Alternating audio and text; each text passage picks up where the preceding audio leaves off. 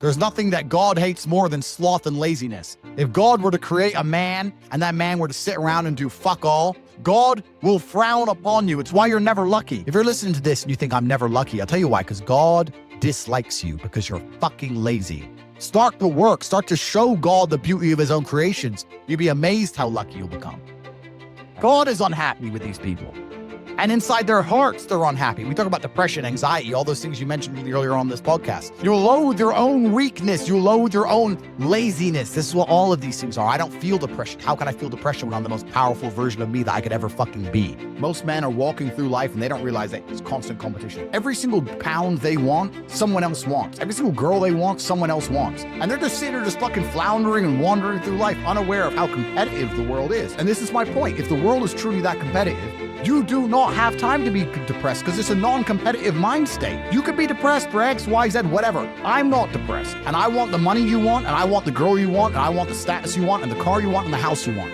I'm gonna get it, and you're fucking not. I don't give a shit what happens to me in my life. I don't care how bad it is. I don't care if the worst, most heinous things I could possibly imagine happen to me. I know that my sadness, my depression will be temporary because I will never stay a loser. It's against my creed, it's not my creed. All of your minds are broken. You can't even focus on anything anymore.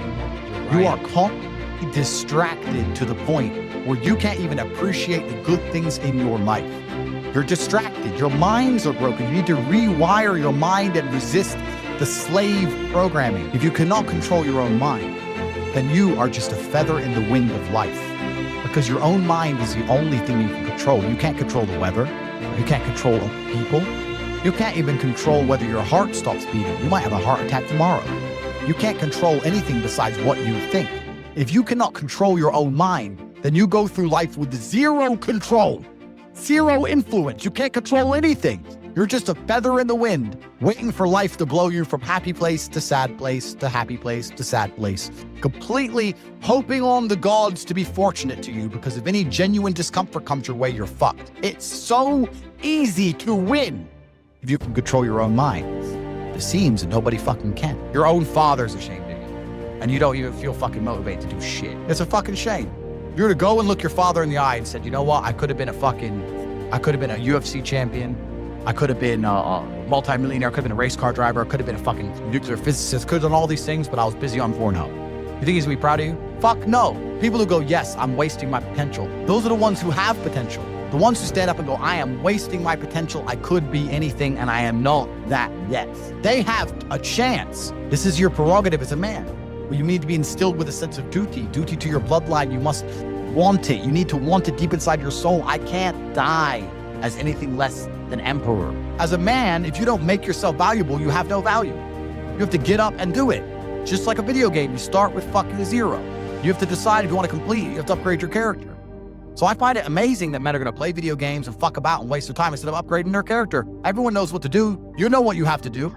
If you had to become the most dangerous, intelligent, respectable man on the planet, you know you're supposed to go to the gym. You know you're supposed to train, learn how to fight. You know all these things. You don't do them. That's your decision. It's your prerogative. I didn't make that choice. I made the choice to do it all.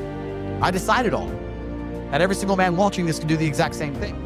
Which is why I have very little pity when I do these streams and people think I'm arrogant or I'm rude to people. But if you've made a fucking decision to be less than you should be, then I believe you should be mocked for that. And me as a man, when I put myself through hell, when I have had such exacting, such stringent standards for myself, why would I then have less exacting, stringent standards on the people I meet?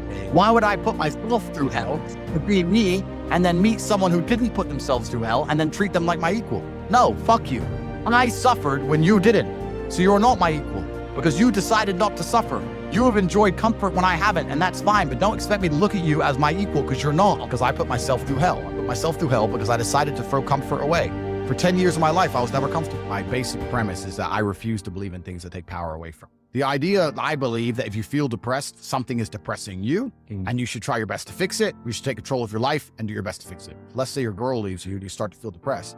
But you believe in the idea of depression. You're now going to start diagnosing yourself as clinically depressed, self-hypnosing yourself into hypnotizing yourself into being clinically depressed. And it's amazing how you can speak things into existence. I cannot become depressed because I don't believe in it. Let's pretend I'm completely wrong, right? The best option, the best thing to do is still to get up, be an adult, control your emotions, be stoic, and do the things you're supposed to do day after day. Laying in bed and doing nothing is never going to be the best option. The best option is still to go to the gym, to work hard, to run your business, to be successful. So it doesn't matter. We're talking about the different positions on the chessboard. But if the rules of the game remain the same, regardless of the position you're still trying to win, you still have to do the same things. So does it even matter at this point? If you come along and say he's depressed because of X and he's depressed because of Y and he's depressed because of Z, and the answer to all of them is still the same thing, then I don't give a fuck why you're depressed. Yeah, well, what I'm saying is you're playing a game and it's a competitive game, and you need to build a mindset that allows you to be ultra competitive. If you want to sit there and say, no, I want a non-competitive mindset, then fine. You know what you call people who do not win competitions? Losers. Correct. This is just the bottom line of life. And it's kind of interesting because everyone pretends they give a fuck, but nobody does. Especially women. Women truly don't give a fuck. If you ask a woman the kind of man she wants, she will never say depressed or sad. Ever. She wants a man who is ultra capable, ultra competent. They want someone who is fun and spontaneous and charismatic and successful. They don't have time for sad dudes. They don't care. So the world doesn't care. The world has never given a shit about sad men. So if you're going to sit there and self-diagnose yourself as a sad man, you're going to have a shit life and nobody's ever going to give a fuck, and you're going to perpetually lose forever. And that is your decision. I am so scared of being that person. The idea of that terrifies me to the point where I don't even want to accept that as a reality that can possibly exist. I don't give a shit what happens to me in my life. I don't care how bad it is. I don't care if the worst, most heinous things I could possibly imagine happen to me.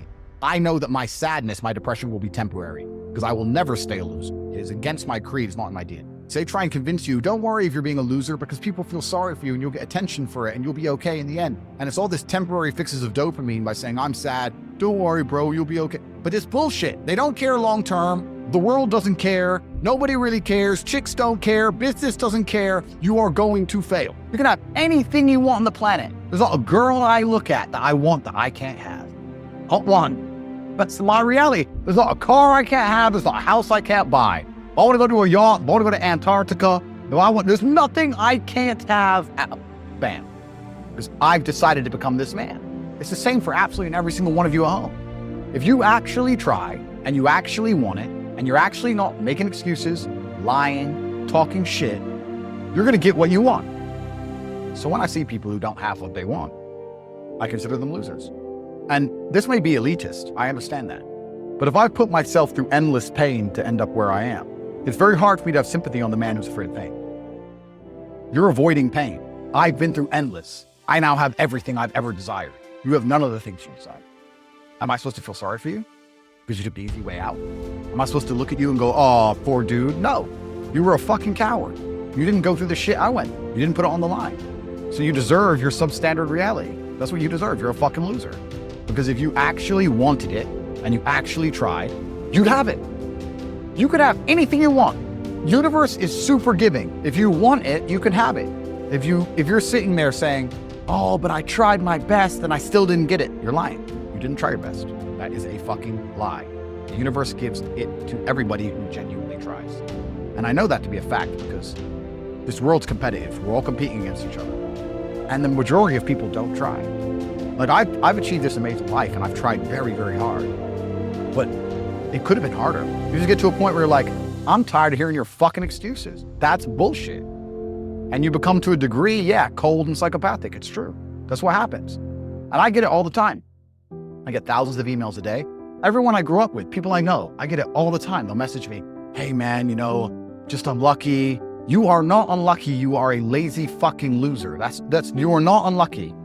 You're breathing. You're lucky. The unlucky ones are gone. You're alive and you are a lazy loser. So a loser is anybody who does not have everything they want at the drop of a hat. That's who I call a loser. When I was broke, I couldn't sleep. I don't know how there's broke people out here sleeping just fine at night. Going, oh, inflation is 20%, gas prices are 6 times, everything on the news is a lie, I never stand a chance of ever getting rich, where's my pillow? Like, what the fuck is wrong with you people? I'd go to bed at night as a teenager and think, I looked it up on the internet. It was a Honda Civic Type R. I wanted one. It was like 38,000 pounds. I had no money, less than 50 pounds on my bank account. Couldn't afford it. Then I looked up how much a Ferrari cost, 210,000 pounds. And I said to Tristan, my cut brother, I was like, there are people with 210,000 pounds for a car. How? If I worked my job for 6 years and saved every penny, if I walked to work and didn't eat, I couldn't buy this car. speed. Now, I tell this to everybody all the time, and nobody understands what I'm trying to say. I'm gonna try and articulate it. Speed is extremely important in business. Everything that needs to be done must be done fast. That doesn't mean it has to be done cheap or shit. It means it has to be done quickly. People seem to conflate the two. That if you do something quickly, it must be terrible. That's not the case.